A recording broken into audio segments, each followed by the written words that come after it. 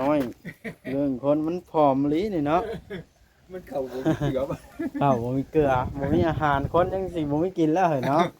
อ๋ออนุญาตนะเดินออกไม้แล้วมีอยู่กันล่างก็มีเทิงก็มีโอ้ทั่วแพ้ด่านเฮือนอย่างอยู่แล้วไปเฮ็ดไปได้หน่อไม้นี่ลุงคือหลายแท้นี่ เอาไว้แลกเข่าอะไรเนี่ย เอาไว้ไปแลกข้าวบัดยามคนอึดหน่อไม้นะบ่ ยามเดือน4เดือน5พุ่นแหละ เอ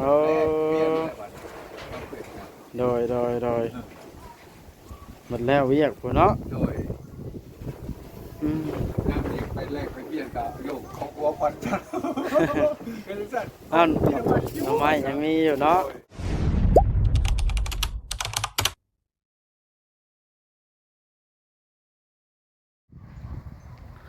ดูพี่น้องเลยโดยเปิดภาพขึ้นก็ได้เข้ามาหาลุงวันชัยนี่บอนเฮือนเฮ็ดบุญแจกข้าวหาแม่น้องแต่เนี่ยบอนมันขาย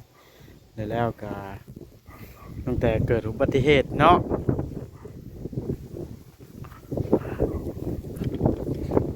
สลดใจน้องแต่เพิ่นก็ได้ลงไปสวรรค์แล้วพี่น้องเอาเบิ่งในคลิปเอานิ้วเนาะน่าสิมาถามลุงวันชัยก่อนพี่น้องนั่นเป็นเฮือนสาวเทืองเพิ่นกับไปนำสาวแต่ตลอดเรือนหลังในเพิ่นป้าลูกไว้สาวเทืองนี่เดี๋ยวเฮือนลุงวันชัยจังหน่อยสิมาแวะลุงวันชัยมาเบิ่งก่อนสาวเทืองอยู่ปะหรือว่าไปเผาสาวแต่นำปล่อยลูกน้อยอยู่สักคนลูกสาวเทืองว่าเนี่ยสบายดีทั้งน้อยสบายดีกิ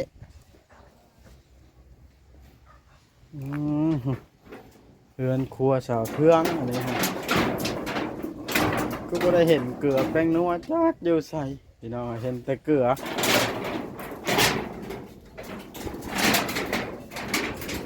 แล้วก็เมื่อได้ซื้อนี่มาตอนโอ้ยมีใช้ฝึกอยู่กับไผ่มุกี้น้อยนะสบายดีกิตัวอยู่กับไผ่ทักไม่ใช่อ้ายตัวนะฮะอยู่กัน3 คนนี่บ่ผู้ล่านี่เนาะลูกสาวเทืองบ่ผู้กกตัวนะใช้อ้ายขึ้นเบิ่งดูเทิงเฮือนนี่อันนี้บ่อ้ายกงนะไผจะผู้น่ะอ้ายกกบ่มี4 คนบ่เดี๋ยวนี้มี5 คนเข้าในมึงดูโตนะมานั่งนี่สิถามนี่ไอ้บุรเข้าได้การถอดเกิบมันหนาวเข้าไปในลุงดูโตน้องกินข้าวยังกินมาเนี่ยตัวมาพี่พี่หมอไงนะตัวมาพี่นั่งฮะน้องกินข้าวยังบุ้ยนะพี่ผมมีนักกินแม่ไปใช้แม่นะไปเยี่ยมเต๋โอ้โมเมนต์ไปเยี่ยมไปเผา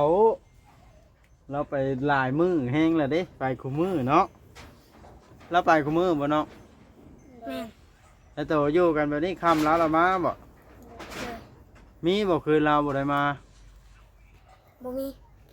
มาทุกคืนเลยเลยไผพาเราไปจ้อยจ้อยโอ้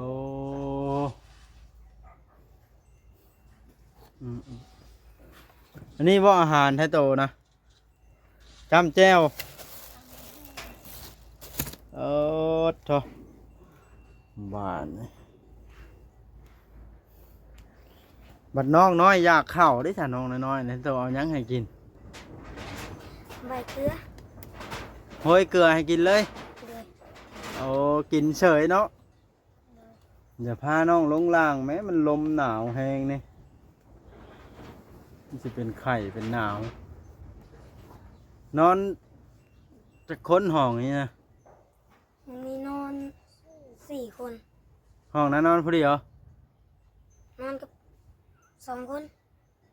จะรู้แล้วเพื่อนหลังนี้จะค้นนี่ ห้า ไผ่แน่น่ะ น้องผู้หญิงอีกคนหนึ่ง มีน้องผู้หญิงอีกคนหนึ่ง เลย ไปใช้น้องผู้หญิงนะ น้ำไม่เท่าเพิ่นไปอยู่น้ำไม่เท่า อ๋อ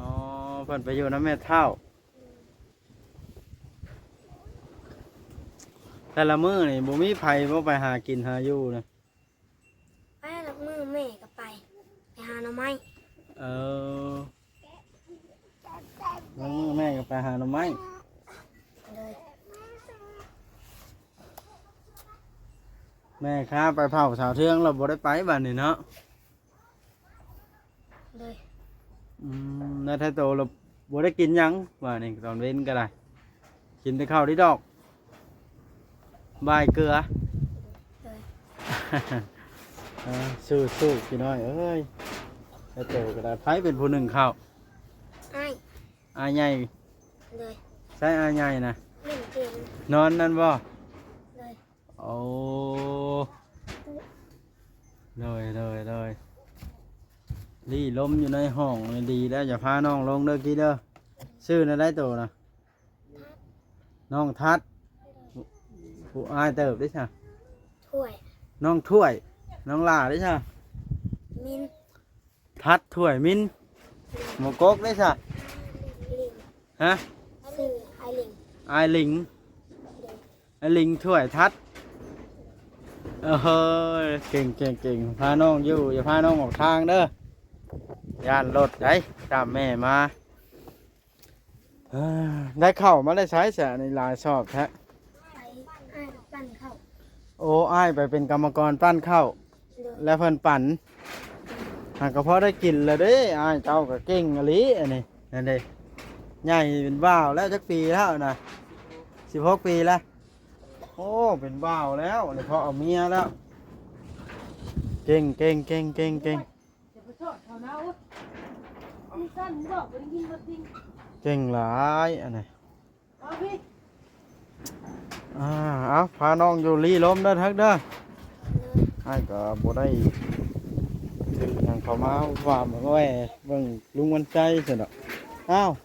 เห็นตู้ปันไปใช้น่ะมาเฮือนพี่จักหน่อยก่อนอ๋อโต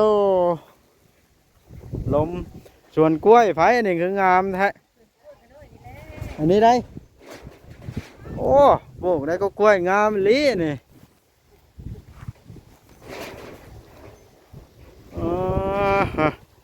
ต้นใหญ่คักเนาะต้นมุกยามนี่เอาใบตองบ่ได้แล้วเนาะลมก็ลมแต่แท้ให้ผัดไม้บูจนได้อัดไม้ไว้พี่น้องเลย จุกเด็กไปไปเลย อ้าวมากเห็นยังหลังคาตูบนี่ ลมได้ยังเด็กลมประเทศจ้ะ ฮะ ลมบิด ลมจัดการ ดู โตปิวไปเบิดบ่ฮะ ตัวอย่างเงี้ยเจ็บไปที่ดีเห็น อันนี้ได้เอามาลี่ล้มพี่แล้วสิถามนี่อยู่กัน2 เท่าบ่มีลูกมีเต้าเนาะเฮือนครัวอันนี้อันนี้แต่ลี่ล้มได้เนาะ ตัวเพื่อนประเทศไทยเลย เลยใช้อันลุงวันชัยนะ เพื่อนไปนั่นเพื่อนไปหาเก็บกระป๋อง ไปหาเก็บกระป๋องอีกแล้ว โดย โอ้รถถีบคู่ใจแล้วนะบ่ โดย อ่าพอได้มาแลกข้าวกิน โดยผมมีข้าวกินได้ใช่ยาย ป๊อดต้นหน่อไม้แม่ตู้ปันคือว่าได้หลายถุงฮะนี่เพิ่นน่ะพี่น้องนับจนโบกทวดเนาะเต็ม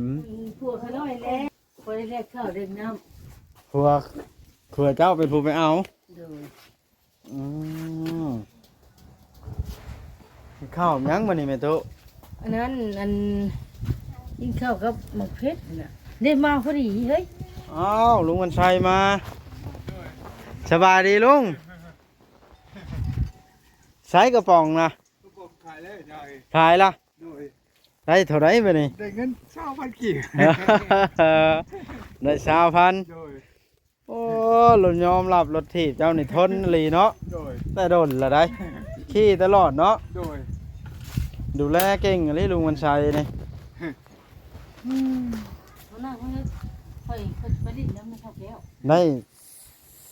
20,000มานี่สิไปแล้วบ่เด้อนี่ นั่นไปดิ้นเงินเจ้าแก้วขนาด ไปเสียนะ ได้เงิน20,000ยายเอ้ยเออ ได้เงิน20,000 โดย โอ้เป็นได้เข้าวน้ำซ้ำปลายังหลายบ่ลุง ก็ยังเงินเนี่ยจำหน่อยเดียวแล้วยายยังเงินสิได้บอกว่าเงิน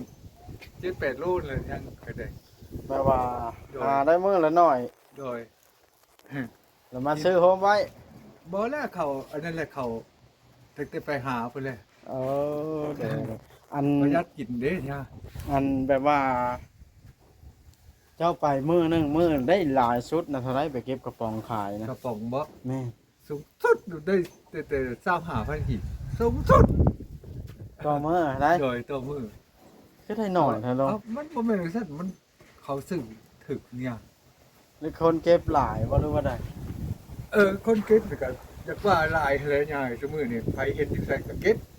เพราะว่าคันสิไปเก็บเล็กตามบ้านเฮือนคนมันเข้าสิไหมเนาะ บ่ได้เขามันเขาท่วมเขา ชาวบาปใหม่เฮาให้ โดย นั่นเนาะ แม่น มีแต่ว่าหาเก็บกระป๋องที่คนคว้างทิ่มดำเกมทางหัน แม่นไอ้กินมื้อ10มื้อไปนี่แหละ ไปไก่ชุดฮอดใช้ลง ไก่สุดบ่ฮอดพุดเลย ฮอดวาซิโน ทั้งนี้ก็ฮอดอันเซโนทั้งนี้ก็ฮอดพุ่นละครับขี้ไก่พุ่นแห ฮ ละ อดวานาแดง ไก่ กลายไปอีก ไก่ฮอดครับขี้ไก่ครับพุ่นพุ่นแหละแล้วก็ขึ้นมามืดบาดนี้ แข็งแรงอะไรกับที่รถที่ไป ขี่รถที่ ใส่กระสอบ โดย โอ้จ้ะ ทางนี้ก็พุ่นแล้วภาคบัวไข่พุ่นแล้วแล้วไปใส่บันด้านพุ่นแล้วบ่ใกล้ได้แต่บ่ได้ไปแต่ทางหนองบกนั่นบ่ได้ไป เลยมาจะไปเลาะพอได้เงินเนาะ โดย มาซื้อกินเล็กน้อย โดยพอได้ซื้อแจ่วซื้อเกลือกินแต่ละมื้อไปนั่นแหละ อ่า หามามืดเงินก็ดีบ่พอสิเป็นทุน ท่านผ่านบุพเพสิได้หลายเนาะ โดยได้ของกินกับมีแต่แนวแพงเสมอนี่บ่ได้ถือจักหน่อยเลยของกินนะ อ่าลูกเจ้ามันบ่มีจักคนเลยเนาะ บ่มีอะไรนะนั่งไว้ เอาบ่เป็นหยังกันสมมุติว่าเว้าขออนุญาตบาดคำนั้นเนาะในอนาคตเนาะ โดย สมมุติเบิดเหือเบิดแห้งไปหาบ่ได้ได้ลงเฮ็ดจังไดนี่ มันก็ให้คำตอบบ่ได้อันนี้ก็ อ้าวเมียก็ย่างเพราะว่าเป็นปะ ผู้ขาก็ยังคิดยากอยู่เลยให้คำตอบบ่ได้เลยสุดนี้ ลูกเต้าคันว่าบ่มียอมเลยเนาะ โดย เชื่อมื้อใดมื้อหนึงเจ็บไข้ได้ป่วยมานี่จนปัญญาสุดก็เพิดอะไร เบิด เอากินก็เพิ่นว่าบ่มี บ่น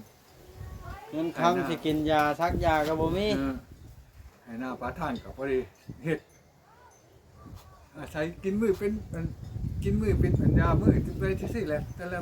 ขนาดบางอย่างก็ไปหาโคตามบ้านตามเมืองน่ะกินน่ะคืออัตรายาเฮ็ดนั่นแหละ บ่จากนาเฮ็ดได้เนาะเออลำบากช้ำเท่าเนาะลุงเนาะ คอยเห็นดูอยู่เจ้าเห็นประจำเจ้าขี่รถถีบมาเก็บกระป๋องแลนทางมัน แต่บ่ชื่อ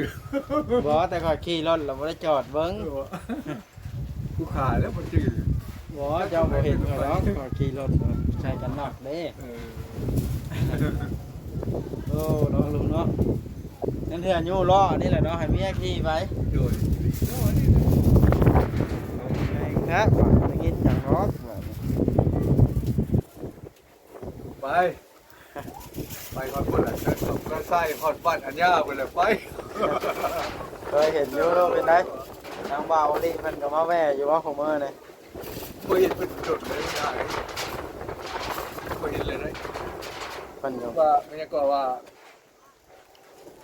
พอแสงเสียก็ได้ยินแต่ข่าวจะบอกอยากเมื่อก็เลยบ่ได้เมื่ออยากเมื่อผัดคือจังซี่เลยคือตายเห็นนั่นเนี่ย โดยบ่เป็นหยัง คำบ่ไปคำบ่ไปบ่ได้กินบัดนี้จำเป็นเอาตัดสินใจบอกไปหากินดีกว่าว่านะ แล้วก็เบิดวาระลาวแล้ว แม่น นั่นก็ได้ โอ้ เบิ ย ดเวรเบิดกรรม เนาะ เนาะ ทอดอยู่ความดีของเพิ่นคือดีอีหลี เพิ่นได้แต่เปาะทิ่มเสื้อทิ่มแนวไว้ให้แล้วลูกเต้าให้แล้วบัดนี้การต่อเสื้อแนวเพิ่น แม่น แบบซัดสิ่งนี่แหล้วเนาะ กฎแห่งกรรมของโลกนะว่าแล้วก็ได้เส้นกงไม้ใหญ่ก็มากล้นไว้เกิดเนาะ บุคคามาได้ใส่ก็เกิดคือมาแต่เก็บป่องแล้วเขาเลยงานเอ้าพอแสงเสียเลยตัวบ่ได้เมื่อก็หมู่ถามอ่ะนะอ้าวเพิ่นเป็นหยังวะอ๋อเพิ่นโซว่ะนะ มันเป็นตับตายเนาะ โดยแล้ววะเฮ็ดได้บาดนี้คือเว้านั้นๆทั้งนี้ให้เขาอีกต่างหากอยู่ได้บ่มือเลยจ้ะใช่เลยสุดโต่งเป็นบ้าว่าเป็นตีบ เลยฮะลูกก็หมดจักในเฮ็ดสิได้แต่เสียใจ ลูกไผซะนะลุงวันชัย อันลูกลูกคนซ้าย น้องชาย แม่ อยู่ไสผู้นี้ น้องซ้ายคนเสียกินนี่เด้รถชนเด้อยู่สวรรค์ อ๋อรถชนตายแล้ว แม่น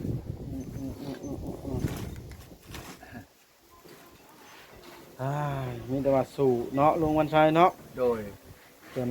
สู่ไปอยู่แล้ว บ่เถื่อเบิ่แห้งพุ่นละไผก็ โดย ต้องสู้บ่ได้คนเฮาคันยังหายใจอยู่ต้องสู้ แม่น คันยังมีหิวมีแห้ง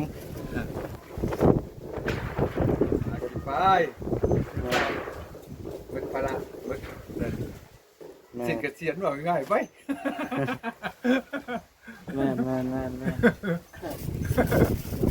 ละทำข้าวพ่อเพิ่นแล้ว บัวเดินจักกูเลย ขายได้แล้วมาขายเลยเนาะกับดอกกันนะมาแวะขายในห้างกับชื่อของเก่านี่วะ แม่น ขายก่อน ถือ โลเท่าไรเขาซื้อ โล15,000กีบเนี่ย คันกระป๋องเบียร์นะวะ แม่น คันเล็กเด้ เล็กกับโลละพัน มันหาบ่ได้ดอกเล็กเนาะเฮาบ่กล้าเอาของผู้อื่นเนาะ โอ้ยอย่าบอกกล้าลอยเลย มันสิเป็นโทษ ได้ มันสิเป็นโทษเนาะ แม่น แบบงานการรายวันผัดบ่มีเนาะ โอ้มีคือสิเลยคือตายนี่แหละว่าก็จอดอยู่สิเลย นั่นเลยบ่จักในเฮ็ดเนาะ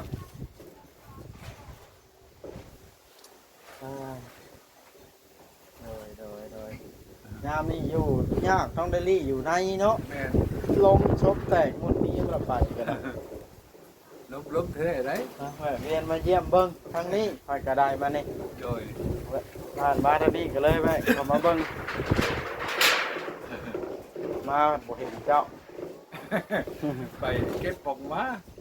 เห็นแต่ตู้ปั่นมันอยู่เนาะ โดย เอาโอเคสนะลุงสู้ต่อไปเด้อ โด เพื่ ย อ โดย มีผู้ใจบุญอยากชดช่อยทั้งข้าวทั้งน้ำก็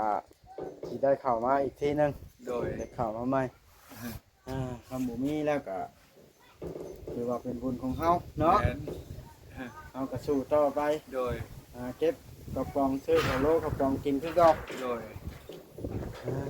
หนักใจอยู่ลุงวันชัยมา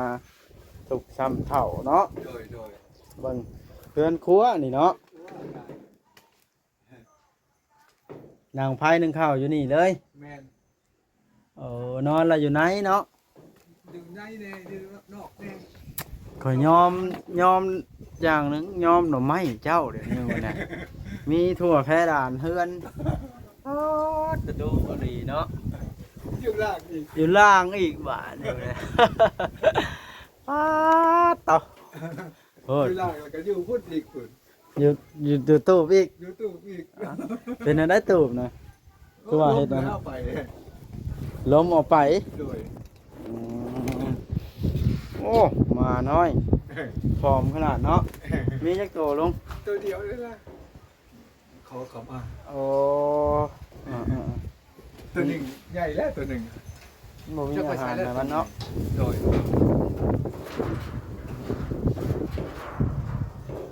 พี่น้องเอ้ยโอเคคลิปนี้ก็ได้สิได้จบคลิปลงซ้ำนี้แหละเนาะ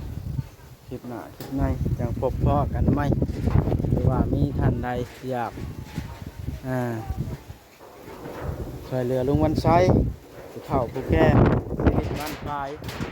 ก็ได้กินข้าวกินน้ำกะยินดีเด้อพี่น้องเนาะเอาเป็นสะพานบุญให้พี่น้องเลยโอเคพี่น้องสบายดีเด้อลุงเด้อ สวัสดี